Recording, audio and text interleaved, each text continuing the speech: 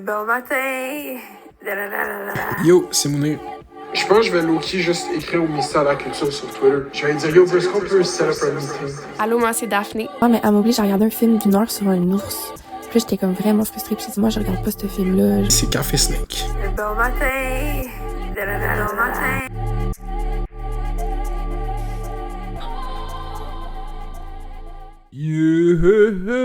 Bonjour tout le monde, bienvenue à Café Snake. Bonjour!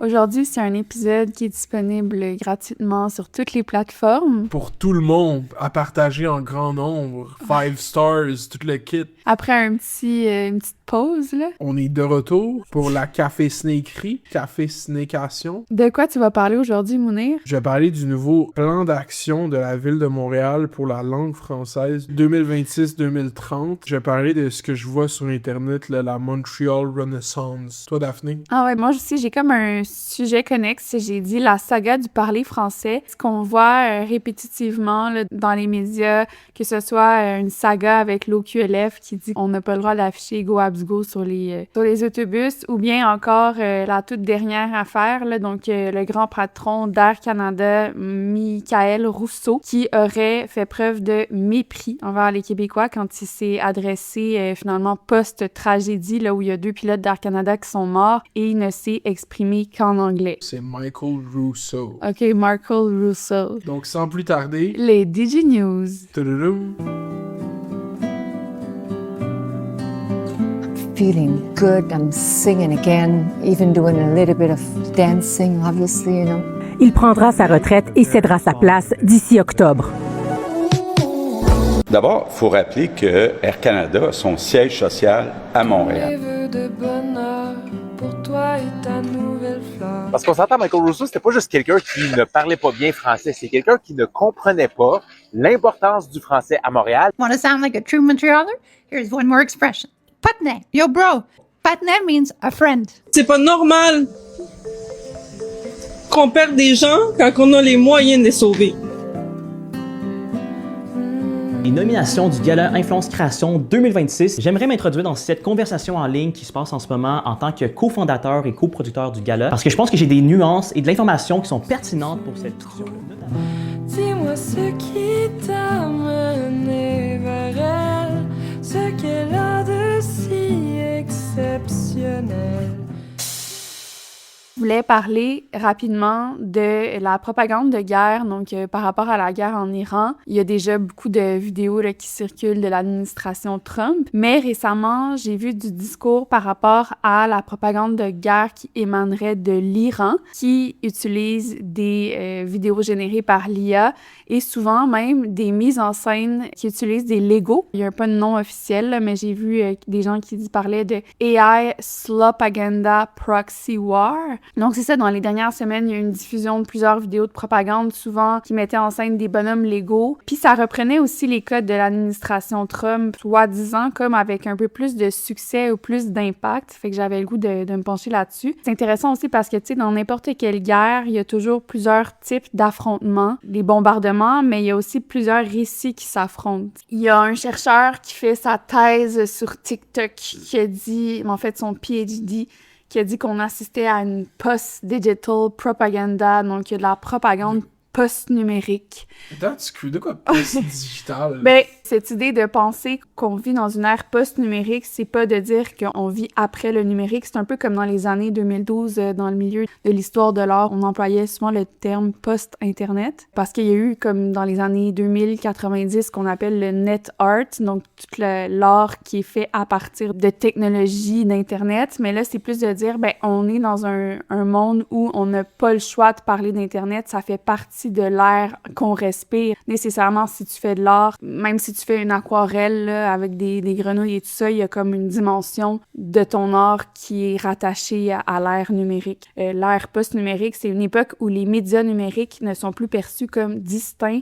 novateurs, ni même particulièrement visibles, mais sont au contraire pleinement intégrés au tissu matériel et social de la vie quotidienne, donc de la guerre. C'est comme si on ne pourrait plus envisager finalement une guerre où il n'y aurait pas de propagande sur les réseaux sociaux. Puis pas juste n'importe quel type de propagande, là, de la propagande générée par IA qui pourrait avoir l'air de l'AI slop. de l'île de la Skibidi Tentafruit. Exact, tu vois, imagine. Je vais te faire visionner la dernière vidéo qui a beaucoup circulé, je pense autour de la semaine passée. C'est un vidéoclip de rap. Ça émanerait d'un groupuscule propagandiste basé en Iran qui s'appelle Explosive News Team et dans lequel on va se moquer évidemment de Trump mais aussi de Benjamin Netanyahu. C'est quand même une critique assez acerbe de l'impérialisme américain, fait que je te fais écouter. Yeah, make America great again now. You will see what happens, yeah. Watch this. Sacred defense, we protecting the soil. Why you sacrifice soldiers to pay for your spoil? You thought you ran the blow, sitting on your throne. Now we turning every base into a bed of stone. It's a slaughterhouse, a trap you couldn't see. Welcome to the graveyard of your vanity. The secrets are leaking. The pressure is rising. We locked on the target. And now you are hiding. LOSCR. Yeah, we spelling at your name. Send them to the slaughter, you the only one to blame. Bleeding for a fucker while you shaking in your sweet. LOSCR. Taste the ash of defeat. LOSCR.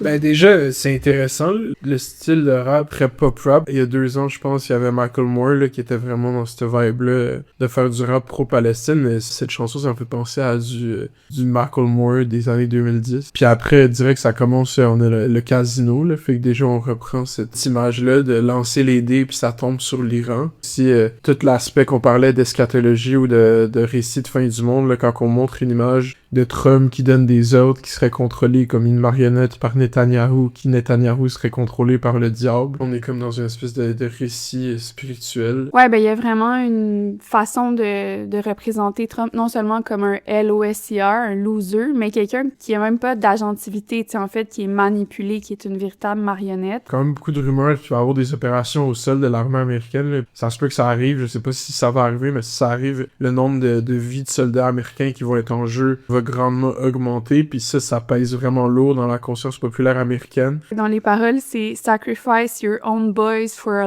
lie », donc cette idée de justement le tuer, sacrifier des jeunes vies pour un mensonge. Puis on utilise aussi beaucoup les Epstein Files comme un genre de motif qui ferait en sorte que justement Trump aurait comme pas le choix d'obtempérer au désir d'Israël à cause de ces secrets-là de « Secrets are leaking, the temperature is rising ». C'est intéressant d'utiliser des animations de Lego. C'est pas le cas dans toutes les vidéos de propagande, mais c'est un langage visuel qui est comme, tu sais, qui est compris par tout le monde, qui appartient un peu à personne. Puis c'est pas non plus la première fois là, que j'ai lu en fait qu'on utilise des Lego dans des vidéos de propagande. Notamment, il y avait la Chine en 2020 qui avait diffusé une vidéo de propagande faite en bonhomme Lego qui s'appelait Once Upon a Virus, puis qui moquait la réponse américaine par rapport à la pandémie Mais ça, c'était pas du réel, là. On va mettre aussi cette vidéo-là dans les notes. Comme tu as noté, ça commence dans un casino, puis il y a l'idée du jeu, tu sais, qui est aussi présent à travers les Legos. Puis là, j'ai lu quelque chose que j'ai trouvé intéressant. Donc, l'esthétique du jeu fait en sorte que, oui, la violence qu'on voit, parce qu'il y a du sang, il y a des gens qui sont tués, il y a des missiles et tout ça, nous semble plus digestible, mais ça recadre aussi ce que la guerre est. Elle apparaît pas juste, ou en tout cas pas comme une tragédie nécessairement, ou juste une crise, mais comme un jeu, un gamble, puis aussi du contenu. Puis l'autre truc qui est intéressant, puis que plusieurs journalistes ont souligné, notamment je pense à Matthew Gold, qui écrit pour 404 Media, c'est que on a vraiment l'impression que ce vidéo de propagande-là, il s'adresse à un public américain, aux habitants de pays dans le monde où les dirigeants vont être appelés à prendre part à la guerre ou à se positionner face à cette guerre-là. Tandis que la propagande américaine, si tu regardes les vidéos qui sont publiées par l'administration Trump, ben ça va vraiment être plus visé vers directement un public intérieur, donc directement les États-Unis. On a des références de films américains, Top Gun, de jeux vidéo Grand Theft Auto, Iron Man, de la musique comme AC/DC. On n'essaie pas de faire changer l'opinion à l'international, on est vraiment en train d'essayer de faire changer l'opinion des, même pas juste des citoyens, mais des partisans, les républicains. C'est vraiment une cible qui est beaucoup plus confinée. C'est pas changer l'opinion de personne, c'est genre consolider, conserver le support, tu sais. Exact. Le mouvement MAGA, ou en tout cas la coalition MAGA en ce moment, elle est pas en croissance, elle est en décroissance, puis le but c'est d'essayer de la maintenir jusqu'au moins au midterm, ce qu'il va avoir en novembre. Bref, il y a plusieurs personnes, dont John Herman, qui écrit pour The Intelligencer, qui dit même dans un article, l'Iran is winning the slop war. Donc, c'est comme si on avait l'impression que cette propagande-là de AI slop était beaucoup plus effective du côté iranien. Puis, il faut se rappeler aussi qu'il y a énormément de content farming, donc de fermes à contenu qui sont basées, tu sais, qui vont cibler un public américain ou nord-américain qui sont basés à l'international, par exemple aux Philippines. Tu sais, ça fait des années qu'il y a des gens comme ça, basés un peu partout à travers le monde, qui vont produire du contenu simplement pour un public américain, pour éventuellement engranger des revenus, tu sais, par rapport au nombre de clics, au nombre de likes. Donc, c'est comme si on était habitué aussi à intégrer des références qui allaient être comprises. Surtout avec la monétisation de plateformes comme Twitter, si t'es aux Philippines ou si t'es quelque part où il y a une monnaie qui est vraiment un mauvais taux de change par rapport au dollar américain, ben oui, Twitter, ça paye des peanuts pour nous ici, mais si t'es ailleurs, puis tu génères du contenu qui est vu aux États-Unis, puis tu te fais payer en dollars américains, en fait, c'est comme si c'était un incitatif à produire du contenu à l'extérieur des États-Unis, le fait que ce soit payé autant pas cher, parce que les gens aux États-Unis vont voir aucune valeur vraiment, parce que les paiements sont pas assez hauts, mais si t'es partout ailleurs dans le monde, dans certains endroits, ça peut être une très grosse source de revenus là, avec le taux de change. Exact. Donc, l'architecture du web fait en sorte qu'on a déjà des légions de personnes à l'international qui sont comme habituées de créer du AI slop pour un public nord-américain. Twitter, en ajoutant la fonctionnalité que tu peux voir la localisation des comptes, là, tu vois que beaucoup des plus gros comptes MAGA étaient au Pakistan, en Inde ou en Afrique, tu sais. Donc, prochain sujet, je voulais souligner et aussi commenter la nomination de Café Snake au gala Influence Création dans la catégorie Balado de l'année. Je trouve ça quand même drôle qu'on soit nominé. Pour les gens qui savent pas, faut soumettre la candidature de podcast à ce gala-là, mais ça coûte de l'argent, soumettre? Je pense pas que ça coûte de l'argent. Okay. Mais on l'a pas fait. J'y avais pas pensé. C'est juste, moi, je suis représenté par une agence. Et eux ont soumis tous les talents au gala. Moi, à la base, je voulais juste qu'ils soumettent les nouveaux souverainistes, mais à ce qui paraît, ils peuvent pas à cause que c'est Urbania. Et j'avais aucune idée que Café Snake avait été soumis. Et finalement, on a été nominés. Vous pouvez aller voter, mais ça n'a pas vraiment beaucoup d'impact sur le résultat. Disons que ça fait 3 ans, la catégorie Balado de l'année est gagnée par Lisanne Nadeau. Fait que c'est comme pas vraiment un prix que genre... Let's go, allez voter pour nous. Moi, j'étais fière.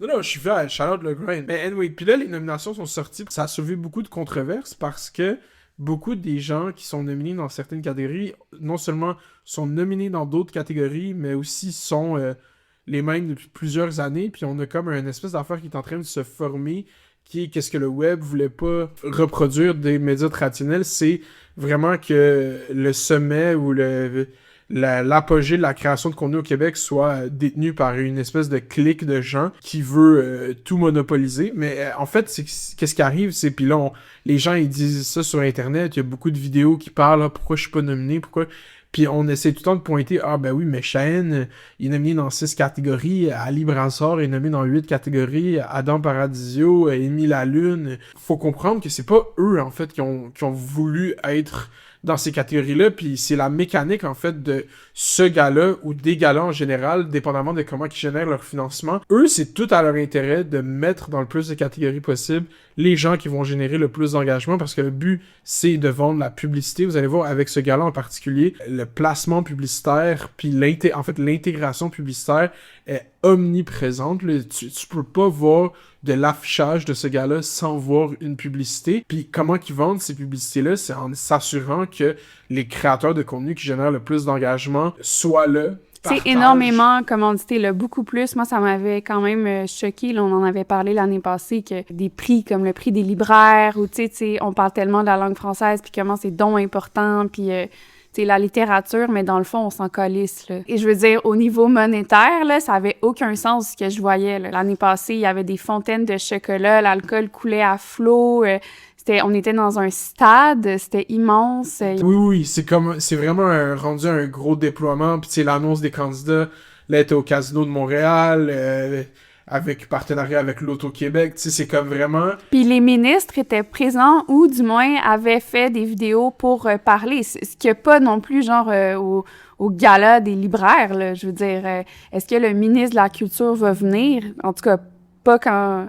Mais maintenant que tu l'as dit à Café Snake, peut-être qu'il va venir. Ouais, ok, ben let's go, c'est important, la littérature. Ça a l'air tellement important pour la CAQ, la langue française, mais dans les faits, qu'est-ce qu'ils font? Ben c'est ça, en fait le commentaire puis les réflexions que j'ai sont suite à une vidéo de Jérémy Grandmont que j'ai vu sur TikTok, qui a son compte Ton Agent Virtuel. C'est quelqu'un qui fait du contenu sur le marketing digital, qui écoute Café Snake, donc on le salue. Puis lui parlait en fait vraiment de comment ces gars-là, tu peux le voir comme en étudiant un peu leur présence médiatique, tout construit autour de la façon de monétiser ce gars-là, puis en fait de comment extraire le plus de valeur de rassembler tous ces gens-là. Fait qu'on se retrouve devant un gars-là qui, oui, se veut comme voulant célébrer l'expression culturelle sur Internet. Mais c'est plus commercial. C'est ça, c'est comment commodifier l'engagement numérique des gens qui sont capables d'en générer, puis le vendre, le packager, tu sais, puis c'était ça, moi, la grosse critique que j'avais depuis que ce gars-là a été créé, quand j'avais vu un peu l'énergie, puis les associations, là, tu sais, faut se rappeler, moi, ça m'avait quand même... turn off instantanément, qu'est-ce qui avait lancé ce gars-là, c'est vraiment un partenariat avec la page Instagram QC Scoop, ça m'avait vraiment refroidi à l'idée, je trouvais que c'était un gros manque de jugement, aussi de l'avoir fait venir sur le stage pour présenter des prix, je pense que ça établissait vraiment comme un weird précédent, puis c'est ça qui a mis au monde médiatiquement ce gars-là, tu sais, ils ont réussi à avoir autant de, j'ai pas de meilleur mot, d'aura à cause que c'était sur QC Scoop que les candidats ont été annoncés. Mais je suis pas sûre. Moi, je pense que c'est notamment aussi parce qu'il y avait pas de précédent, dans le sens où, oui, effectivement, on va en parler parce qu'il y a pas d'autres avenues, il y a pas d'autres itérations, c'est la seule. Et là, il y avait une mini controverse, mais comme que je trouvais vraiment absurde, c'est Luc Poirier et Éric Gravel qui sont comme un peu... Éric Gravel, c'est comme un peu la version Wish de Luc Poirier, mais c'est comme un peu une relation Mathieu Bock côté Alexandre Cormier-Denis. Là. Ils ont le même profil, mais il y en a un qui est beaucoup plus mainstream puis connu, puis l'autre est un peu resentful du gars qui est plus mainstream et connu. Donc ces deux entrepreneurs se sont indignés du prix Compagnie de l'année. Sur Facebook, j'ai publié quelque chose après à propos du gala Influence, puis là ça semble déraper. Luc Poirier a repris le même contenu, pas le mien. Il a recréé sur sa page différemment. Là, je vous explique. Donc, la publication est à propos de celle-ci. Entreprise de l'année, où on voit Salvatore, Rona, Girl Crush, Maxi et Hydro-Québec. Mon point là-dedans, pour l'expliquer verbalement, c'est que si vous désirez créer un gala qui laisse une chance à des jeunes influenceurs de se démarquer de par leur contenu, de par leur création et de par leurs idées, et que tu inclus une compagnie qui injecte des millions... En fait, c'est quoi même ce prix Compagnie de l'année? Mais qu'est-ce que ça récompense exactement? Qu'est-ce que ça vient faire, c'est ça, c'est ce que prix-là? Le prix est mal identifié. Ça vient récompenser l'entreprise qui a le mieux intégré la création de contenu dans son marketing. OK. Donc, c'est pas mal ça. Là. Rona, moi, je pense que c'est Rona qui devrait gagner. Le Mike chez Rona, ça a été très populaire sur les réseaux sociaux. Comme je vois pas d'autres compétitions cette année, mais c'est parce que en réalité, qu'est-ce qui devrait récompenser après, si tu veux, c'est qu'on connaît les images de marque. Mais c'est qui gère le portefeuille de Rona? C'est Sidley. Fait qu'en réalité, qu'est-ce qu'on devrait récompenser dans cette catégorie-là? C'est les agences de pub. Si Sidley fait le marketing de Rona, Maxi, je sais pas c'est qui, mais mettons McDo, c'est Cossette, LG2 fait le lait. Il y a pas beaucoup de compagnies de pub, là, parce que qui va se retrouver à aller monter à chaque année quand ce prix-là est annoncé? C'est souvent des gens de ces compagnies-là. Et anyway, le circuit de la pub au Québec a déjà ses propres awards, c'est déjà ses propres remises de prix. Fait que tu sais, ça c'est, en fait, cette catégorie-là, c'est vraiment pour inciter les compagnies à se présenter, puis à soumettre, puis à avoir de l'intérêt pour ce gala-là, tu sais. Fait que je trouve ça super déprimant. Ouais, non, mais je sais, mais parce qu'ils veulent faire aimer ça avec la culture, mais au final, c'est la publicité. Mais c'est ça, puis c'est pour ça que, comme, même dans la catégorie qu'on est nominé, c'est littéralement l'année passée, c'est Parenthèse Podcast, qu'il y a un qui est comme un podcast qui est pas vraiment comme écoutable. Fait que c'est comme je me demande vraiment c'est quoi la valeur de tout ça, mais après c'est ça, qu'est-ce que ça dit plus profondément, c'est qu'est-ce qu'on valorise dans ce gars-là, quelle vision en fait qu'on pose de la création de contenu, puis je pense qu'il n'y a pas nécessairement une vision de la création de contenu qui est dans l'expression culturelle, l'expression artistique, ou comme c'est juste vraiment un affaire de rapport publicitaire. Là. Et cette année, c'est la première année que le gala va être diffusé à la télévision, donc il va être diffusé sur TV5. TV5, quel choix bizarre. Mais c'est pas quel choix, c'est quelle opportunité. Tu sais, les producteurs de ce gala veulent qu'il soit diffusé à Radio-Canada, tu sais, c'est juste qu'ils ont pas réussi à avoir le bag, là. Je trouve que c'est vraiment le fait de diffuser... Oui, il va être diffusé en simultané sur le web aussi, mais moi, ce que j'avais reproché pendant des années à ce gars-là, c'est que on met tout cet effort sur la cérémonie, mais à chaque année, la diffusion, elle fonctionne pas. Donc, en réalité, pour qui qu'on fait ce gars-là? Est-ce qu'on le fait pour l'audience, qui est la seule raison pourquoi tous ces gens-là peuvent se retrouver à un gala, mais peuvent pas regarder le dit gala? Et là, on pousse pour que le gala soit télédiffusé. Donc, on va comme un peu à l'encontre de l'espèce de transition ou révolution qu'on annonce. Tu sais, c'est comme, non, on aimerait vraiment, en fait, avoir l'autorité puis la visibilité de dire que notre gala est télédiffusé, tu sais. Fait que c'est comme, il y a plein de contradictions dans ce gala, mais tout ça pour finir, pour dire, allez voter pour Café Snake. OK, finalement. Bon, ben moi, je me rappelle que j'avais vécu une remise en question de ma vie, là, après ce gala, là. Mais c'était comme I don't belong. Je voulais revenir aussi sur le meme « monitorer la situation ». Là, je sais que c'est un anglicisme « monitoring the situation », surveiller la situation. Bon, j'en ai souvent parlé, c'est un syntagme à la mode, du moins chez ceux qui utilisent les plateformes, les marchés de prédiction de type Kalshi Polymarket. Et là, Polymarket a tenté de capitaliser sur cette tendance mémétique-là de monitoring. La semaine dernière, elle a annoncé qu'elle allait ouvrir un bar à Washington qui était baptisé Situation Room. Puis en fait, c'était pas vraiment l'ouverture là, d'un bar, c'était takeover d'un bar qui existait déjà pendant un week-end. Mais il y avait installé dans le bar énormément d'écrans pour non pas diffuser, par exemple, un match de sport, un match de hockey, mais bien des flux de données en temps réel, des reportages d'actualité en direct, donc une espèce de... C'est une bonne idée. De tableau de bord géant dans un bar. Et surtout à Washington. Puis qu'est-ce qui est arrivé, c'est que finalement tout ça a planté. Il y a même pas une télé, je pense, qui a comme réussi à fonctionner. Fait que je voulais en parler, que ce meme-là, finalement, c'était incarné de façon physique, mais que ça avait pas porté fruit. Allons-y avec nos sujets. Je vais commencer avec la saga du parler français. Donc, vous avez sûrement entendu toute l'espèce de tapage médiatique autour de la tragédie qui s'est passée à l'aéroport LaGuardia. Donc, il y a 2 pilotes d'Air Canada qui sont morts et plusieurs passagers blessés. Puis dans ces pilotes-là, il y en a un Québécois. Le gouvernement Legault a exigé la démission du grand patron d'Air Canada, Michael Rousseau, qui a pris la parole suite à cette tragédie-là, puis aurait fait preuve de mépris envers les Québécois parce que, et les francophones surtout, parce qu'il s'est pas exprimé en français du tout, il a juste parlé en anglais. Puis c'est pas la première fois qu'il est critiqué pour ça, là. Il avait été critiqué pour ça, aussi parce qu'il avait dit que ça faisait 15 ans qu'il vivait à Montréal sans parler français puis qu'il avait pas de problème. Suite à cette controverse initiale en 2021, il avait dit qu'il allait suivre 300 heures de cours de français plus 150 heures de travail personnel. Et ça a été confirmé que ça a été suivi. Et là...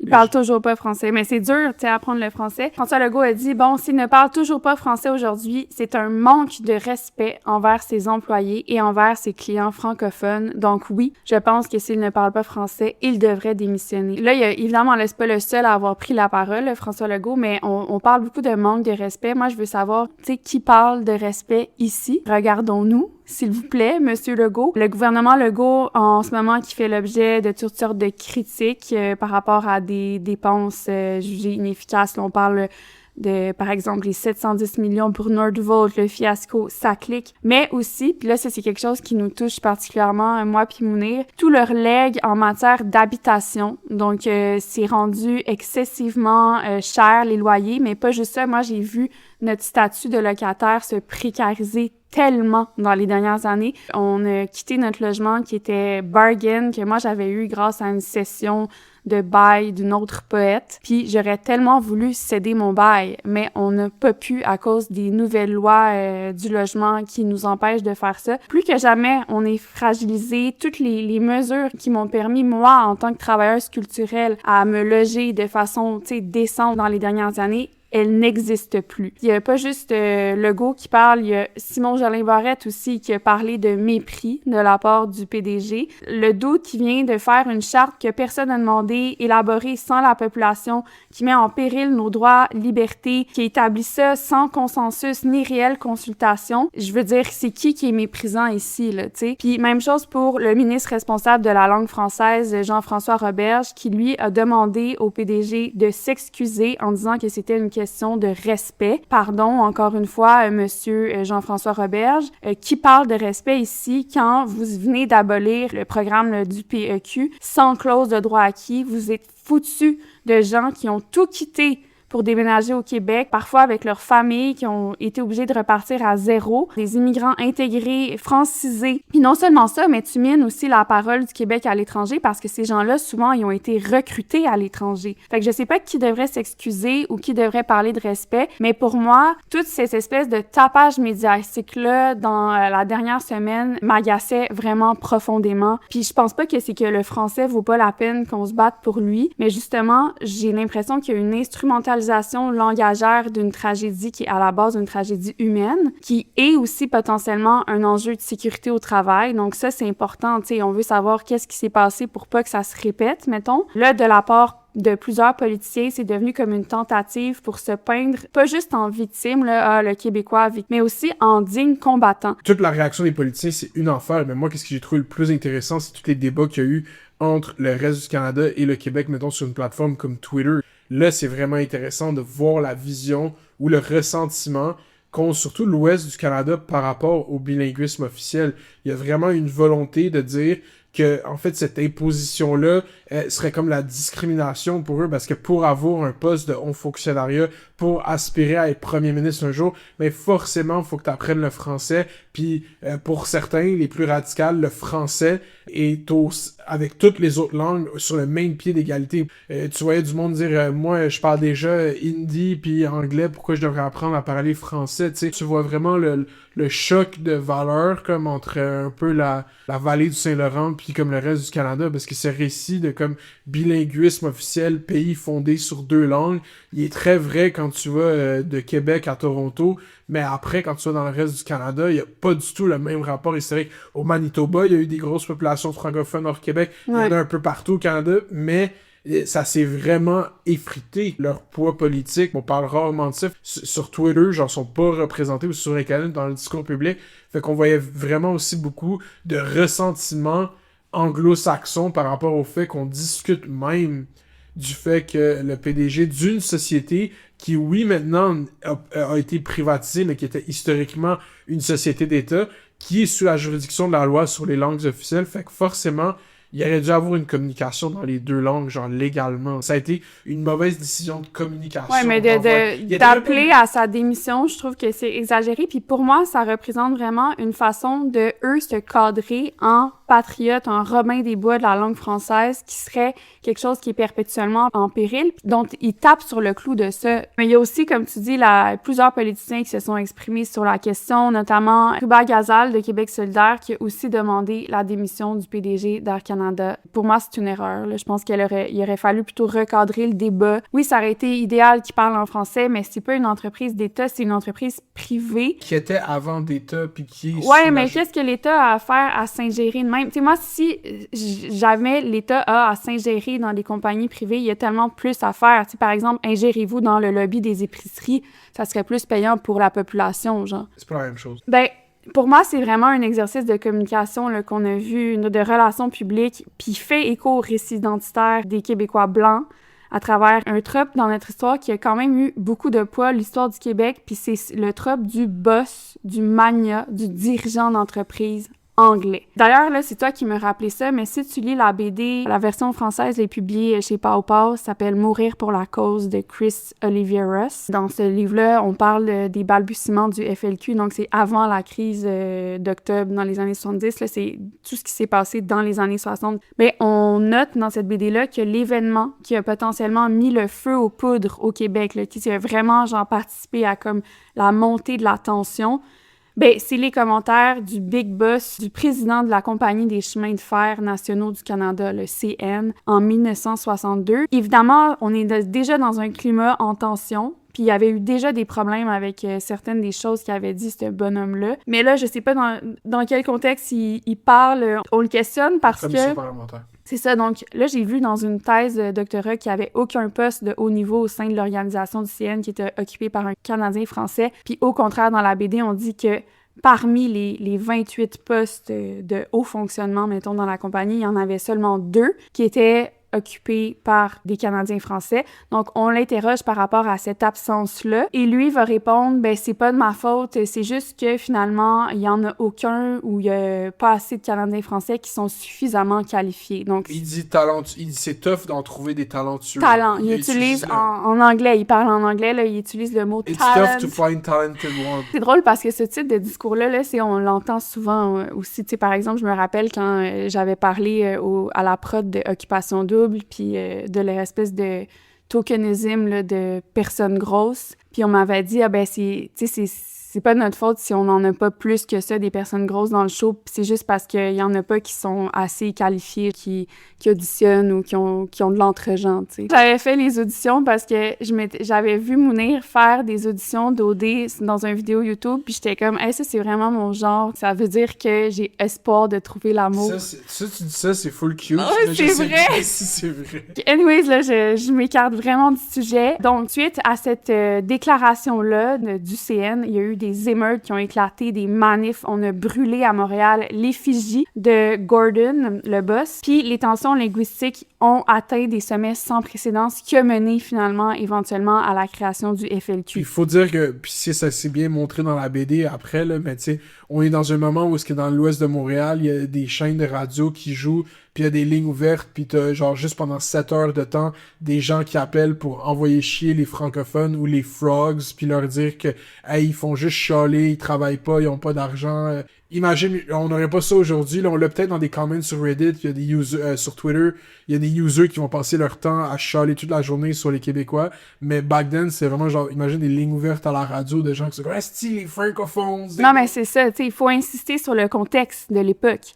À cette époque-là, non seulement il y avait une tension sociale exacerbée, mais il y avait beaucoup d'oppression sociale et économique qui était exercée par les Anglais sur les Canadiens francophones, les gens francophones. Puis je pense qu'aujourd'hui, le contexte il est vraiment différent, mais on dirait qu'en s'attaquant au grand boss, le boss de Air Canada, ben on essaie de s'accrocher à ce trope-là, puis rediriger finalement l'attention des gens, peut-être mobiliser aussi des affects historiques, nostalgiques, qui font partie de notre histoire, ou du moins celle de nos parents ou de nos grands-parents, mais qui sont pas en phase avec le présent. On se jette un peu sur le trope du patron anglais parce que c'est une partie de notre histoire, on est sensible à ça. Une histoire qui est pas juste liée à la langue, hein, c'est une histoire qui est liée à une forme de survivance, des conditions matérielles très difficiles, puis qu'on est fiers, notamment... C'est la religion. Ouais, mais des conditions matérielles difficiles qu'on est fiers d'avoir, entre guillemets, tu sais, transcendé. Et ça, c'est exactement la génération de François Legault. Puis il y a beaucoup de notre culture aussi qui se raconte cette histoire-là. Je pense, par exemple, à des chansons comme la toune « Bozo les culottes » de Raymond Lévesque.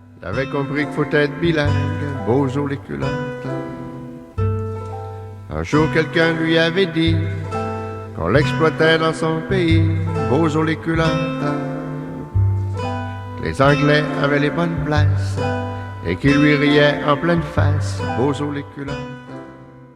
Ou même à la toune « Les Fros » de Richard Desjardins, ça parle d'une période historique en Abitibi. Puis il y a genre un prélude à cette chanson-là où il dit, bon, les Fros, c'est qui? C'est en fait les foreigners, les étrangers, parfois qui venaient de la Russie dans les années 20-30, les Ukrainiens, les Polonais, qui fuient la misère, qui arrivent au Canada. Puis là, en Abitibi, on leur dit, venez travailler dans les mines. On a découvert un immense gisement de cuivre. puis votre travail, c'est d'aller l'exhumer. Puis si vous faites votre job, vous contrevenez pas aux lois du pays, ben dans 5 ans, on va vous donner vos papiers, tu sais, vos papiers d'identité, d'immigration, whatever. À un moment donné, justement, là, dans ces années-là, il y avait des conditions de travail dégueulasses dans les mines. Puis on nous explique, là, tu sais, Richard Desjardins, il explique en préambule que les jobs dans les mines, c'était vraiment les foreigners, les fros qui les avaient. Et là, les conditions sont désastreuses. Les travailleurs dans la mine font une grève. Puis on appelle la police, la RCMP. Il y a des grenades lacrymogènes qui sont lancées. Les fros sont amenés à Amos. Ils sont arrêtés. On leur demande leurs papiers. Ils n'ont pas de papiers. Donc, on les renvoie chez eux. Et qu'est-ce qu'on fait après pour trouver des travailleurs à la mine? Parce qu'on n'a plus de foreigners à exploiter. Ben, on demande aux Canadiens français. Toujours en sachant que les patrons de la mine, ceux qui exploitent, qui font l'argent, ce sont des anglophones. The French Canadians wanted by the mine. Ça fait 50 ans aujourd'hui que les blocs sont ici pour le cuivre. Nous autres un peu plus pour survivre comme des lièvres qui courent la nuit. Finalement, c'est les Canadiens français qui ont pris la place des fros. Ce que je trouve intéressant là-dedans, c'est qu'il y a déjà une hiérarchie sociale qu'on met en place, puis on se rend compte quand on regarde ça que les Canadiens français sont même pas les derniers de la pyramide. Là, c'est intéressant. Oui, les Anglais sont au top, mais les Canadiens français sont quand même plus hauts que les foreigners, les étrangers, puis c'est quand même quelque chose qu'on retrouve aujourd'hui. Puis là, on parle même pas des Autochtones, des Premières Nations là-dedans. Il y a quand même une construction victimaire du Québécois blanc, puis il y a l'effacement aussi dans ce récit-là de ceux qui ont été affectés, qui étaient peut-être blancs, mais qui venaient de d'autres pays, ou les non-blancs. À cette époque-là, puis quand on a ce type de discours-là, puis qu'on parle du boss anglais, on parle d'une aliénation qui est économique, qui est pas juste culturelle.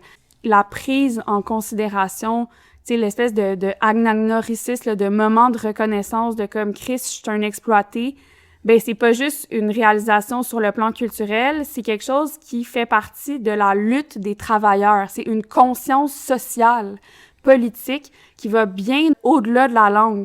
Puis dans le cas de la toune de Desjardins, tu vois qu'il y a même une conscience qui se tourne vers l'autre. C'est pas juste ta situation que tu remarques, c'est celle aussi du travailleur qui t'a précédé. Tu sais, si tu veux le mobiliser, le trope du big boss de compagnie qui parle anglais, qui te méprise, ben tu peux pas juste le faire à travers la langue. Il y a comme plein de prises de conscience qui sont aussi comme nécessaires à avoir. Puis aujourd'hui, c'est qui les grands patrons des big business d'aviation, par exemple? C'est qui a la bonne place ou les bonnes places? Ben exactement du monde comme François Legault. D'ailleurs, c'est même sur cette image-là de boss de compagnie d'entreprise d'aviation que Legault a en partie bâti son profil politique. Il a été PDG de Air Transat, il a même été cofondateur de l'entreprise. Ça a forgé son image d'homme d'affaires. Par la suite, son parcours politique avec la CAQ. Qui se crisse des travailleurs aujourd'hui? Tu sais, qui méprise les travailleurs aujourd'hui? Ben, on pourrait dire le gouvernement Legault. Là, juste en ce moment, il y a une grève du milieu communautaire à bout.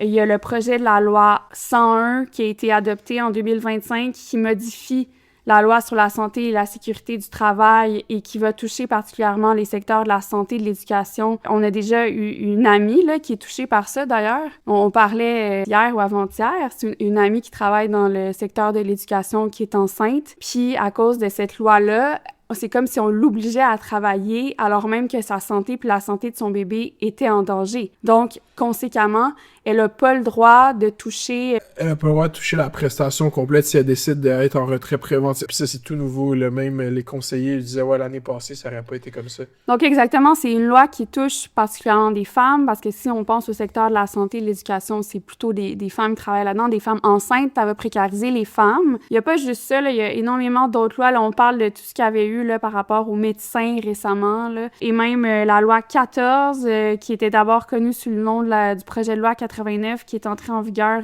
en novembre dernier. Ça modifie le code du travail puis notre droit au recours à la grève. Là. Fait qu'en ce moment, la CAQ, c'est vraiment pas un gouvernement très aligné avec le droit des travailleurs. Bref, la trope du boss anglais, je trouve que ça marche moins bien dans la bouche du boss français méprisant aussi. T'sais. Quand c'est juste ta langue d'expression que tu brandis pour te différencier de lui, de ce personnage-là, ben je trouve pas que c'est aussi effectif, tu sais.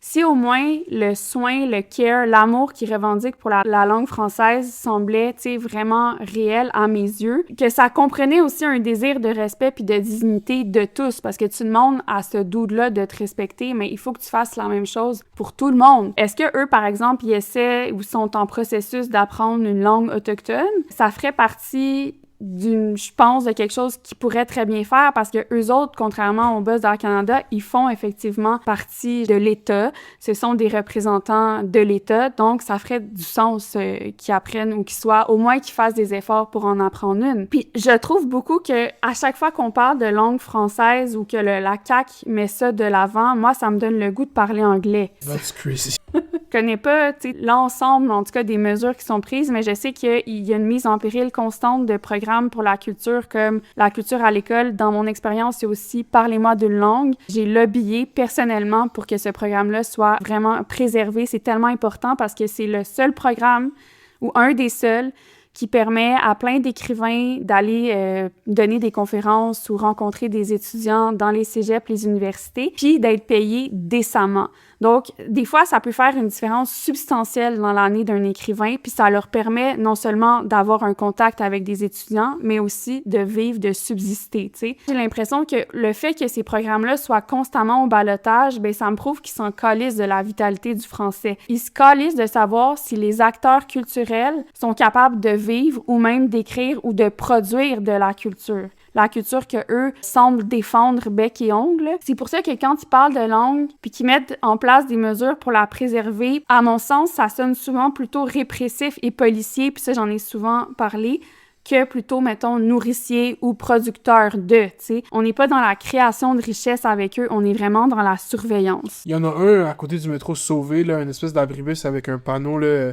le français va pas être sauvé en toi qui est commandant en français, ou je sais pas. C'est comme cette nouvelle campagne du gouvernement qui essaie de guilt trip un peu, d'en dire ouais, cette publicité va pas sauver le français, c'est toi qui vas le faire, tu sais. Okay. Puis on partage comme ça donne de la gentilité. Il essaie de te guilt trip. C'est ta faute, dans le fond, si le... Ben, Mounir, c'est ta faute, tout clairement, là. Ça m'amène aussi à un sujet connexe dont j'ai souvent parlé. Peut-être qu'il y en a qui sont tannés de m'entendre parler de ça. Fait que c'est pour ça que j'avais comme étalé un petit peu les semaines avant de revenir avec l'Office québécois de la langue française. Mais en fait, c'est que j'ai eu l'opportunité de parler à une taupe. Enquête Daphné. Daphné, District 31. À quelqu'un qui connaissait vraiment les rouages de tout ça, puis qui m'a permis de poser des questions. Donc là, on dirait que j'ai plus d'informations sur le fonctionnement de l'institution en question et je peux conséquemment vous en donner un petit peu plus. Évidemment, on en entend souvent parler de l'OQLF dans les médias, puis souvent pas tellement pour les bonnes raisons. On a toujours l'impression, puis c'est souvent des dirigeants de petites entreprises qui vont prendre la parole, qui vont s'adresser aux médias, comme tout récemment là, dans notre quartier, un genre de propriétaire de pâtisserie là, du quartier qui s'est fait taper sur les doigts à cause de posts sur les médias sociaux qui n'étaient pas systématiquement traduits français-anglais. Mais ce qu'il faut savoir, c'est qu'il y a comme un mythe, là, parce que l'aspect sanction, amende, pénalité, apparemment que dans l'OQLF, ça existe à peu près pas. Même s'il y a beaucoup de tapage médiatique, en fait, les sanctions en argent, c'est très, très rare. Évidemment qu'il y a eu de la surveillance, il y a des avertissements qui sont lancés. Il y a même une liste noire d'entreprises sur le site de l'OQLF, là, d'entreprises qui respectent vraiment pas les règles. La procédure pour demander à une entreprise d'être vraiment conforme, elle est tellement longue, apparemment, que finalement, l'entreprise a genre 100 chances de s'en sortir avant d'avoir à payer une amende. C'est beaucoup de blabla pour finalement peu de réelles conséquences. Ta taupe était déradicalisée. Non.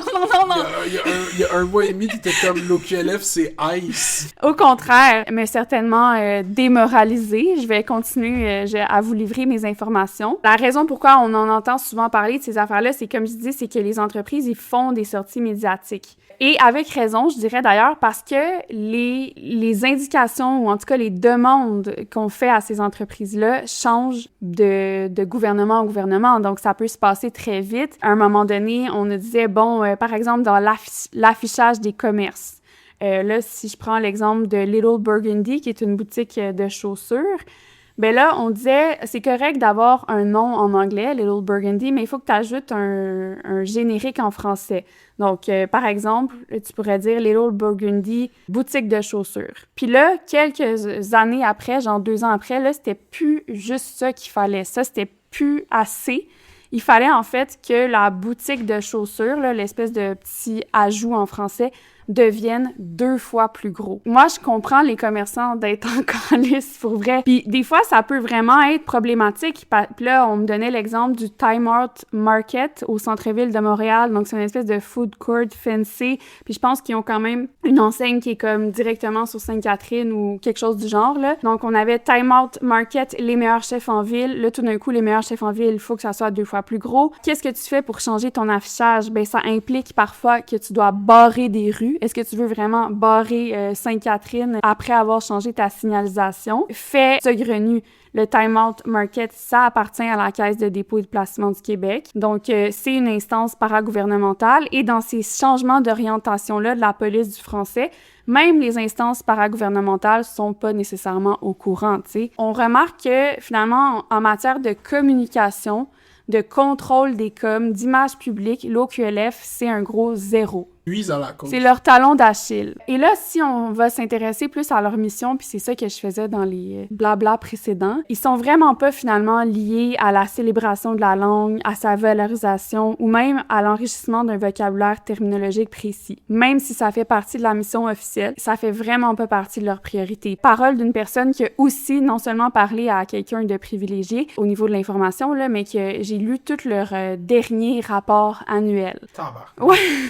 Tu vois, l'emphase, elle est mise où, mettons, dans la mission? Dans le party de Noël? Ben non, en fait, ils sont vraiment tournés vers le domaine des affaires, puis c'est très, très procédural. Fait qu'on va créer des politiques et on va les appliquer. Puis c'est intéressant parce que moi, je me demande... Est-ce que ces politiques-là, justement, ont un réel impact sur la vitalité du français, ont un réel impact sur quelle langue est parlée dans le milieu des affaires ou même au Québec? Ce qui m'a vraiment peiné, c'est justement la personne qui m'a parlé au téléphone, qui me dit que la plupart des gens que la personne avait rencontrés à l'OQLF et qui travaillaient là, ces gens qui défendent la langue, sont engagés pour défendre la langue, ne consomment pas la culture québécoise francophone. On se demande en fait pourquoi ces gens-là se battent pour le français. Je suis sûr qu'il y en a plein qui consomment pas de contenu québécois, mais genre, tu sais, ça enlève, genre, ça change rien dans ton analyse plus, c'est juste un fun fact, là, mais genre... C'est pas nécessairement un fun fact, parce que je te dirais que même au niveau du conseil d'administration, qui est nommé justement par la CAQ, whatever, il y a personne qui fait partie de la culture là-dedans, là. C'est toutes des policiers.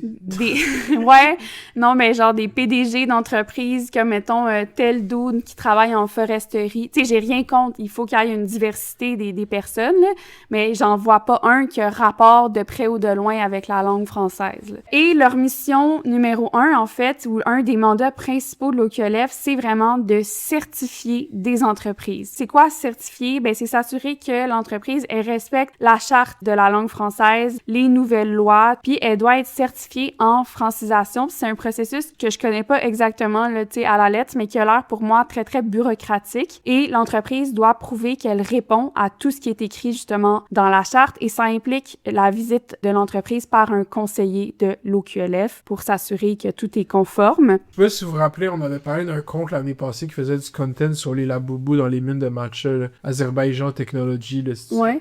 Ben, ce compte-là a commencé à faire des vidéos. Tu l'as-tu regardé? Je te l'ai envoyé. Ouais. Des parodies sur le... C'est un compte qui produit du AI slop, mais quand même assez base. Based aux yeux de Daphné.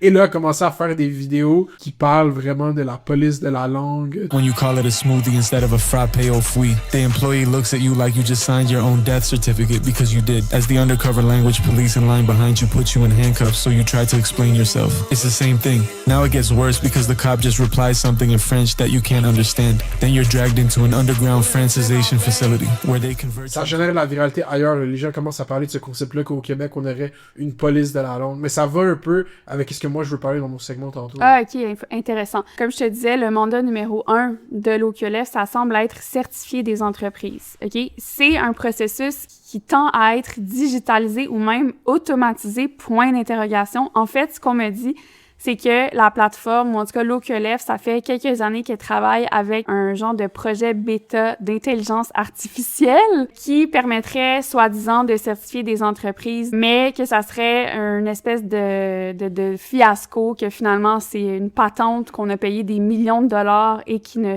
servirait à rien, que c'est un genre d'omerta, que tout le monde sait que ça marche pas à l'intérieur de l'institution, mais personne ne dit rien. Tous ces projets-là de développement de plateforme, que ce soit AI, pas AI, on se demande comment ça flop. Puis on est en train de créer un sérieux problème, parce que la vérité, là, c'est que ces compagnies de développement logiciel, là, surtout dans des projets qui sont pas comme à grande échelle, comme mettons SACLIC, là. Moi, j'ai tellement vu de doutes quand j'étais au cégep et à l'université, parce que j'étudiais là-dedans en sciences informatiques. Puis là, tu vois des dudes qui ont pas étudié en sciences informatiques, mais qui se partent des business de développement logiciel. Puis là, soudainement, ils ont réussi à avoir un contrat pour une app. Fait que là, ils engagent un programmeur. Puis là, finalement, ils réalisent que oh my god, qu'est-ce qu'on a vendu qu'on était capable de faire à ce client-là? C'est bien plus tough puis complexe que qu'est-ce qu'on pensait. Pendant la fin des années 2010, quand moi j'étais genre dans ce milieu-là, c'était vraiment le développement d'app. Tout le monde essayait d'avoir son application qui allait devenir Uber ou qui allait devenir... J'ai vu des projets tellement comme dégénérés. Puis j'ai l'impression que c'est ça qui arrive avec nos sociétés d'État qui donnent des espèces de contrats à des compagnies factices d'enfants de riches qui sont comme moi je vais la développer ta solution d'intelligence artificielle. Ben, on m'a dit en tout cas que c'était un autre potentiel SACLIC. C'est quand même fou parce que SACLIC, ça, je veux dire, c'est un portail, j'imagine que tout le monde utilise si on a un auto, mais l'OQLF, ça passe complètement sous les radars. Après ça, j'ai essayé de trouver, s'il y avait justement des communications, mettons, dans le rapport annuel par rapport à ce projet-là bêta. J'ai rien vu. C'est intéressant parce que cette plateforme-là qui essayait de créer à coût de millions de dollars, ça serait une plateforme où les entreprises peuvent s'inscrire, importer des documents, puis être certifiées avec l'IA. Dans quel monde est-ce que ce genre de truc, de patente à gosse-là va aider la francisation au Québec? Si tu peux soumettre des documents à une IA qui va dire oui, c'est certifié en francisation ou non, tu peux très bien produire toi-même tes documents avec une IA, là, on s'entend. Il faut savoir aussi que le processus de certification, tu sais, il y a pas vraiment genre d'incitatif pour les petites entreprises parce que quand tu as ta certification en francisation en tant qu'entreprise, mais ça veut dire que c'est certifié pour participer à des appels d'offres et recevoir des subventions de l'État. Donc, des appels d'offres étatiques. Si tu as une boulangerie sur la rue Jarry, là, on s'en calisse-tu, tu comprends? De ta certification. Fait que souvent, c'est de bonne foi que les entreprises vont faire ça. Ils vont se plier aux règles. Pour moi, là, tout ce que je viens de vous réciter, là, on dirait vraiment plus de la bureaucratie que de l'amour pour une langue. Puis c'est fou parce que là, je vois que, tu sais, il y a eu plus de couverture critique par rapport à cet organe-là du gouvernement de la part du Journal de Montréal. Par exemple, en janvier 2006, on apprenait que Frédéric Véraud, qui est un membre du conseil d'administration de l'OQLF, était vice-président d'une entreprise qui accumule les manquements à la loi depuis plus de 3 ans. Donc, il travaille dans la foresterie, puis lui-même, il figure dans la liste des entreprises non conformes de l'OQLF, puis il est membre du CA. Bullshit de A à Z, on dirait. Et quand on lit le rapport annuel, ben on voit qu'on focus beaucoup sur des indicateurs de performance. Il y a beaucoup de pourcentages, de nombres, etc. Est-ce que c'est pour aller chercher des subs du gouvernement? Est-ce que c'est pour maintenir le budget que le gouvernement alloue à l'OQLF? Je sais pas, mais c'est quand même intéressant dans une perspective de longue de voir que finalement, pour mesurer ton impact social, toi, tu me présentes des pourcentages puis des chiffres de, par exemple, tant d'entreprises sont conformes ou ont eu leur certification cette année. Ça donne l'illusion d'une forme d'objectivité, d'une assurance presque scientifique de comme, OK, l'OQLF a réellement un impact sur la francisation. J'ai noté aussi dans mes notes le livre Trust in Numbers qui est paru en 1995 où on dit que dans la vie publique comme en science, on a confiance dans les nombres parce qu'on remplace le jugement humain avec les nombres. Puis pourquoi? Parce que les organisations adoptent souvent des règles quantitatives, pas parce que les chiffres sont plus précis, mais parce qu'ils sont plus faciles à justifier. Puis le jugement, tu sais, mettons que je te dirais honnêtement, le fait que tant d'entreprises au Québec se sont certifiées, là, puis qui ont leur papier de certification cette année, ben, ça veut pas dire grand-chose sur le plan du français. Ben, le jugement, c'est un jugement humain que je viens de poser. Ben, c'est politiquement vulnérable. Les règles, tout ce qui est procédural ne l'est pas. Puis en fait, toutes ces procédures-là, son but à cette paperasse-là, c'est de faire disparaître le fait que derrière tout ça, il y a toujours un jugement. Tu sais, c'est quoi, mettons, les cases que tu dois remplir pour être certifié? C'est quoi les papiers que tu dois soumettre à ton intelligence artificielle? Le travail d'interprétation, il est non reconnu, mais à mon sens, c'est là l'enjeu. Tu sais, il y a besoin d'avoir un travail d'interprétation. On a l'impression d'une bureaucratie qui essaie de se donner une légitimité, puis je pense que c'est aussi souvent le cas dans les organes de l'État dont les membres n'ont pas été élus démocratiquement. Et tu vas avoir tendance à essayer finalement de légitimer ta position. Puis qu'est-ce que tu peux utiliser pour la légitimer? Ben pas un jugement. Tu vas pas mettre l'emphase sur, par exemple, l'enrichissement d'une bibliothèque ou d'un dictionnaire terminologique. Tu vas aller chercher des nombres, des pourcentages, parce que ça a l'air plus difficile à critiquer, ça.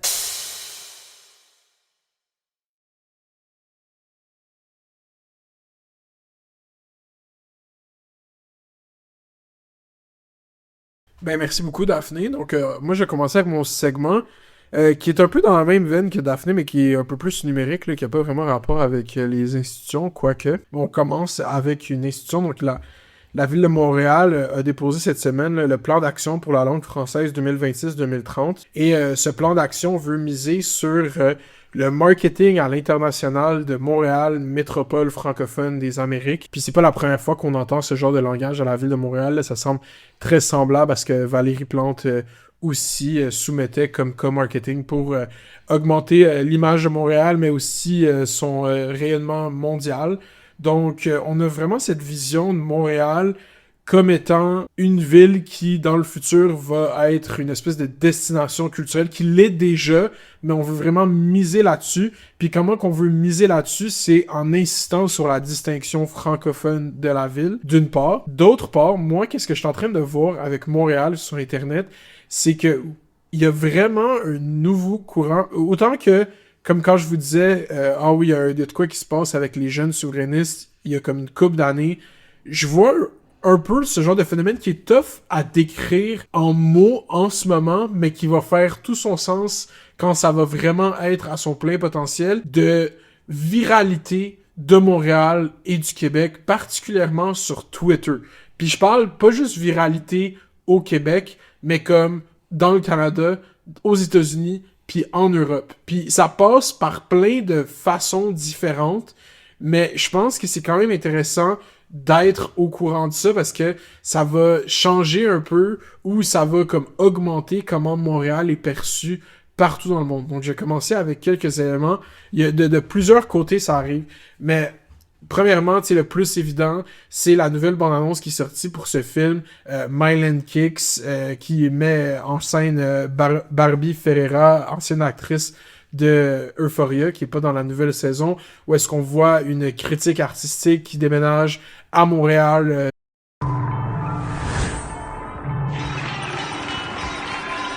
We were wondering, what are you writing? Oh, I'm a music critic. Oh, cool!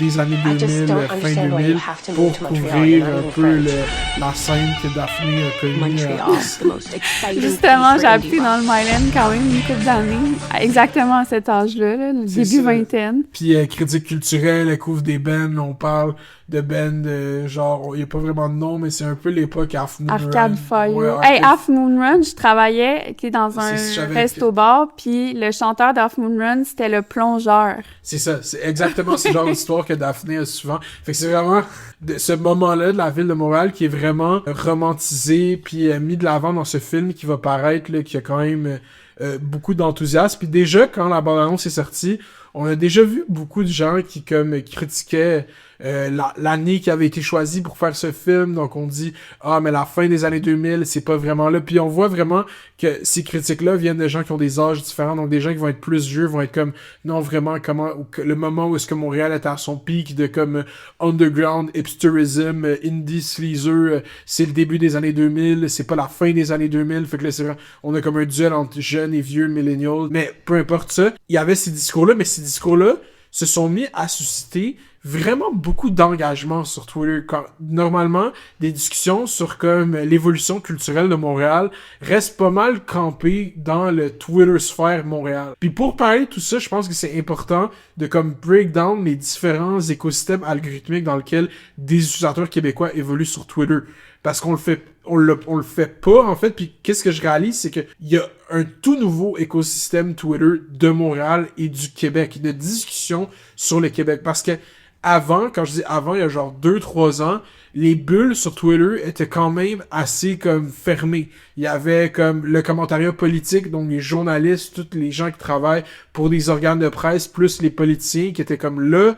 Il y avait des gens qui avaient des tweets un peu plus de gauche, mais qui étaient âgés, plus intellectuels, académiques. Ces gens-là sont partis sur Blue Sky. Il y avait les gens qui faisaient partie de ce qu'on pourrait appeler Black Twitter Montréal, mais qui représentent pas juste les gens afro-descendants, mais qui avaient des gens maghrébins, des gens asiatiques, des gens québécois, canadiens, français, mais qui s'identifiaient à ce sous-groupe culturel. Il y avait ce que moi j'appelais à l'époque Blainville Twitter, qui était genre un Toi, peu... tu fais partie du Blainville Twitter. Moi, j'ai 2 comptes. Fait que j'avais un compte qui était plus Blainville Twitter, puis un compte qui était plus Black Twitter. Puis là, j'ai tout mélangé ensemble dans un compte qui est comme... Parce que Blainville Twitter, ça existe plus, basically. Ok. Ça a été vraiment bref à la fin des années 2010, ça existe plus. Dans le temps que Alicia m'a fait, puis Cyréon, puis toutes les influenceuses étaient sur Twitter. Okay. C'est pour ça que j'appelais ça Blainville Twitter. Parce que tous ces gens-là habitaient soit à Mirabel ou à Blainville. Anyway, il y avait ça, puis il y a les pirates, donc, qui sont menés par Jeff Fillion, puis des tu sais, ce qu'on pourrait appeler le intellectual dark web du Québec, là, donc Jeff Fillion, Yann Sénéchal, Jérôme Blanchet-Gravel, Frank, le dédomiseur, tous ces gens-là, Éric Duhem, toutes les libertariens, en fait. Mais intellectual en quotation mark, là. Mais moi, je dis ça parce que c'est pour faire une référence à ce qu'on appelait à l'époque, au milieu des années 2010, là, Jordan Peterson, Ben Shapiro, Charlie Kirk, on appelait ça le Joe Rogan. Tous ces groupes-là ont quand même été figés, ont vécu des bouleversements quand Elon a acheté Twitter, mais c'était pas mal comme ça que Twitter évoluait au Québec. Mais là, j'ai l'impression, je sais pas pourquoi, en fait, depuis 6 mois, vu que Twitter a été délaissé par tellement de gens, puis réadopté par plein de nouveaux gens, j'ai l'impression. Puis on pense, ok, oui, c'est des racistes, des xénophobes qui viennent faire du slop de Nick Fuentes sur Twitter. Mais non, genre, j'ai l'impression qu'en ce moment, qu'est-ce qui se passe sur Twitter? C'est qu'il y a vraiment plein de nouveaux utilisateurs. Moi, je tweetais, en fait, quand même régulièrement. Puis c'était quand même le main monde qui se retrouvait à être dans les replies de mes tweets ou à être dans les likes de mes tweets. Maintenant, je tweete des affaires, ils ont 1000 likes, puis je reconnais presque aucun utilisateur. Puis ils commentent, puis ils reply, puis c'est des gens souvent qui me suivent pas. Fait que ça m'a comme fait m'intéresser à c'est qui ces utilisateurs-là. Puis j'ai comme le For You page de Twitter a commencé à me donner des tweets sur Montréal qui viennent de démographiques complètement différentes. Fait que genre West Island Twitter, des gens qui sont en région du Québec, mais qui tweetent en anglais, puis qui sont intéressés dans d'autres sous-cultures américaines, mais qui sont québécois. Puis que là, on fait un tweet sur Montréal qui est devenu viral. Fait que tout ça, ça a comme créé que genre, il y a vraiment beaucoup plus d'engagement possible de générer en parlant de Montréal sur Twitter, puis du Québec at large. Ces enjeux-là peuvent générer des dizaines de milliers de likes. Il y a des comptes de Montréal maintenant qui font des jokes sur le Québec qui génèrent des dizaines de milliers de likes. Ça, comment c'était... des robots? Je sais pas, mais c'était pas là avant, tu sais, comme, fait que ça me fait me poser des questions sur, oui, là, on n'est plus en 2022. Quand on a parti Café Snake, j'étais comme tout le temps comme, yo, Twitter, c'est l'affaire la plus importante, Twitter, c'est l'affaire la plus importante. Puis là, ça a diminué clairement. Ben oui. Mais je sens que c'est encore un endroit important sur Internet. Moi, j'ai pas du tout le goût de l'utiliser, mais des fois, je vais voir parce que souvent, Mounir m'envoie des trucs sur Twitter. C'est la seule personne qui le fait. Mais je dois dire que je passe plus de temps sur Blue Sky. Il y a vraiment plus de trucs qui vont m'intéresser sur mon feed Blue Sky. Mais après, si je veux voir ce que les gens qui m'intéressent pas disent, ben ouais, je vais sur X. Non, ce que les gens disent. Si tu veux voir ce que les gens disent. Mais c'est ça, je suis pas certaine que ça soit représentatif. Là. Puis je pense que ça, c'est un des défis contemporains, c'est est-ce qu'il y a vraiment une plateforme qui est représentative du zeitgeist, t'sais? Moi, je pense que s'il y a une plateforme vers laquelle le contenu émerge puis ruisselle sur les autres plateformes, c'est encore Twitter qui peut set des narratives puis des memes qui vont se retrouver distillés dans des slides sur Instagram ou des slides sur TikTok, des edits sur TikTok. Genre beaucoup de ça. Puis là, je te parle même pas de politique, là, je te parle culturel. Fait que des opinions sur Doja Cat ou des opinions sur Zara Larsson ou peu importe, ou Pink Panthers, genre je te parle de musique, de pop culture, de stan culture. Je pense que le battement est encore sur Twitter. Okay. Puis ça, je pense que ça a beaucoup d'influence sur comment le reste de l'intérieur, genre en dehors du territoire vraiment politique, là. Comment je le vois évoluer, ça crée une espèce de regain d'intérêt d'en discuter de l'unicité québécoise puis l'unicité montréalaise. Puis cette semaine, qu'est-ce qui s'est passé avec Air Canada? J'ai rarement vu autant de discussions sur le Québec de la part d'anglophones, d'Américains, puis ça a comme transcendé juste comme parler du Québec ensemble québécois sur Twitter. C'est devenu un point d'intérêt. Là. Comme je voyais plein de gens discuter du Québec, puis aussi, je vois une volonté de la part de influents montréalais ou même riches montréalais de comme rebrander Montréal puis de la sortir un peu du carcan québécois, francophone, anglophone, mais juste comme ville incroyable. Puis le meneur dans cette catégorie-là, c'est Harley Finkelstein, qui est le directeur général de Shopify. Donc, un tech bro. Ouais, qui est la plus grosse compagnie de tech au Canada, Shopify, une des plus grosses compagnies de tech tout court, qui est l'architecture de commerce de beaucoup des plus gros... en fait, je pourrais pas te dire les chiffres exacts en ce moment, mais qui génère des milliards de transactions par jour. Dans le fond, si nous, on voulait se partir une boutique en ligne Shopify, on voulait se partir une boutique en ligne Café Snake, on pourrait se créer un compte sur Shopify, puis ça gérerait non seulement tout ce qui est les transactions, mais aussi les communications, le service à la clientèle. Ça te donne une infrastructure vraiment comme fiable et facile à utiliser pour te créer un magasin en ligne. C'est vraiment un standard de l'industrie, le Shopify. Là. Donc, puis c'est une compagnie canadienne dont le président directeur est à Montréal, puis lui, c'est le plus gros Montréal. Puis il parle français, lui? Non, lui, il tweet juste en anglais. non, mais comme... Je sais pas s'il l'OQLF incoming. Lui, je sais pas si il parle français, mais en tout cas, il tweet juste en anglais.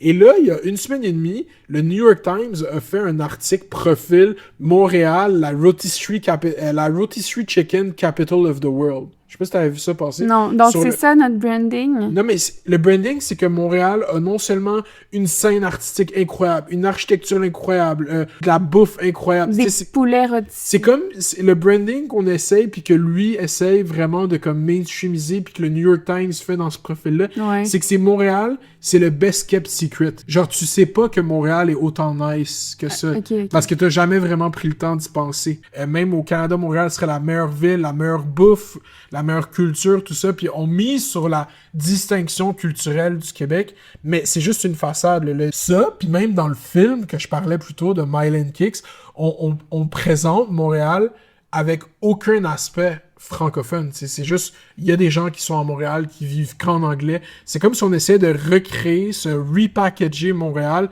comme étant le français, l'héritage francophone. C'est juste quelque chose qui appartient comme au folklore. À l'histoire. Puis c'est comme, c'est cool, c'est un esthétique, c'est nice, les noms des rues sont en français, mais vraiment, c'est pas ça qui va te permettre... Mais tu sais qui va participer à ce mouvement-là? Katy Perry.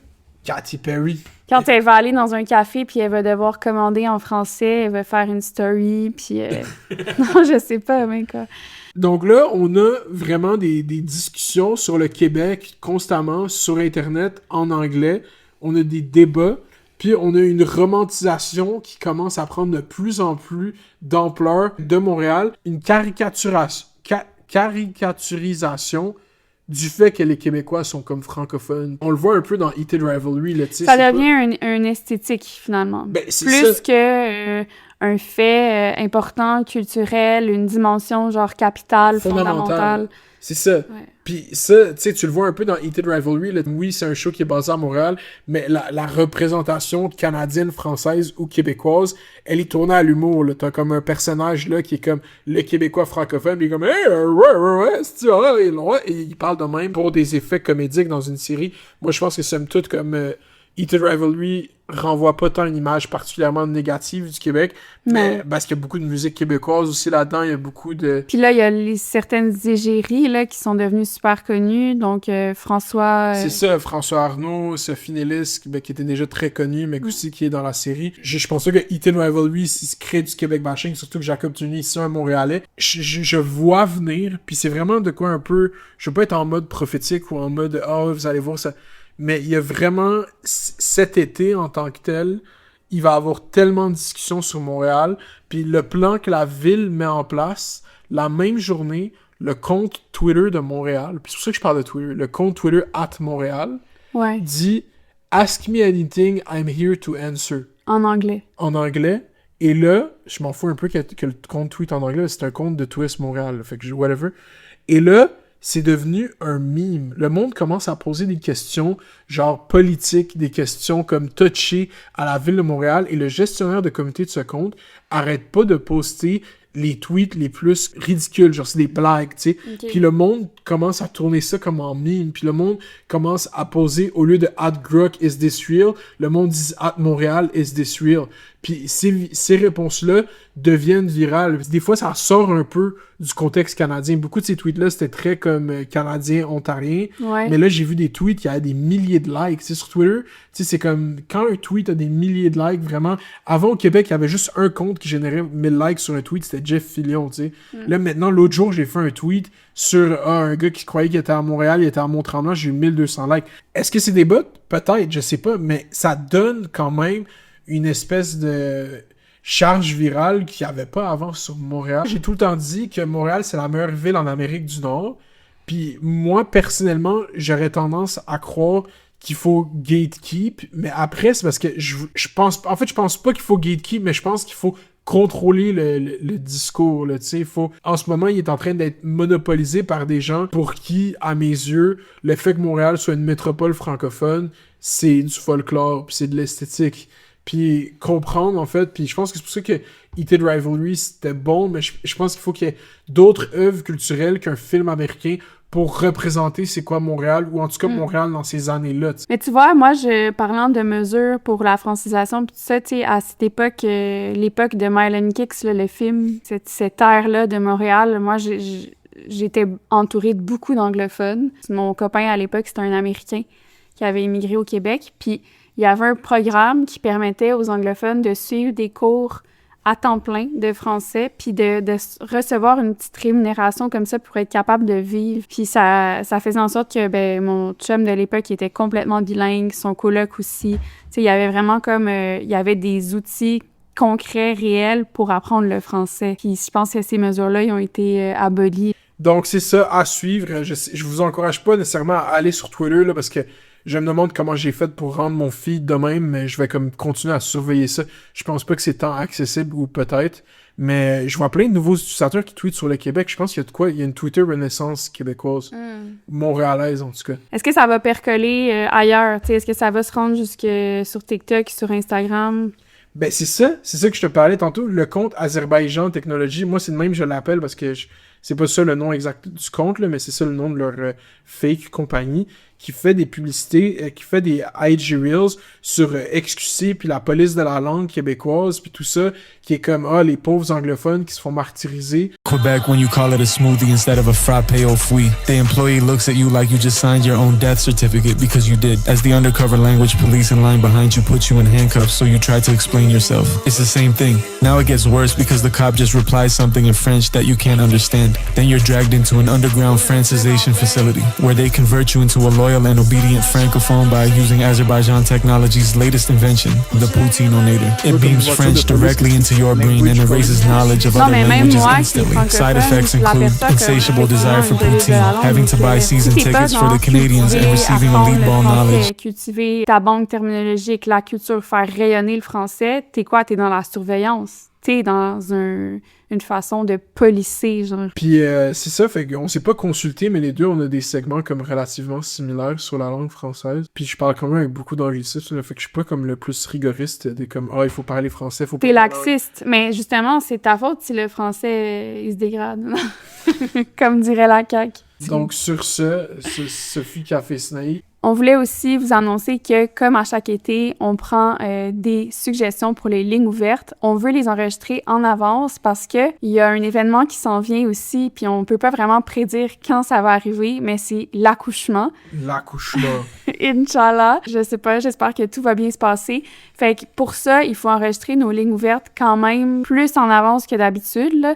Puis on va pas les enregistrer maintenant, mais on veut commencer à mettre à l'idée que vous pouvez nous les envoyer. Donc, c'est quoi les lignes ouvertes? C'est vous qui vous enregistrez en mode mémo vocal ou en fichier audio qui parle d'un sujet, qui pose des questions, mais pas juste poser une question. Vous pouvez élaborer, vous pouvez expliquer votre théorie. Donnez-nous vos takes, finalement, sur l'actualité, la culture web, la culture médiatique. Et nous, on va réagir, approfondir ou exprimer notre désaccord incroyable. Fait que si vous voulez nous envoyer ça, c'est à l'adresse courriel infocafesnake@gmail.com. Elle est dans la description de l'épisode. Donc, on va faire ce rappel comme ça au début des épisodes, juste pour vous dire, il n'y a pas d'urgence, il faut les envoyer demain, mais on aimerait commencer à les récolter pour pouvoir entamer l'enregistrement le plus tôt possible. C'est plus facile là, de nous contacter via Gmail que sur nos comptes Instagram respectifs, parce que là, on risque de perdre le fil, en fait. Ben, ce fut Café Snake. Merci Daphné. Merci Mounir. Fait qu'on se revoit la semaine prochaine pour un épisode qui va être exclusivement sur notre Patreon. Merci tout le monde d'écouter. Vous êtes real. Vous êtes real. Puis la musique d'intro et d'outro est de Azlo. A-Z-L-O. No on scène. Kegoon sur la politique, tu comprends? Ok. Daphné, elle a pas écouté Kegoon sur la politique.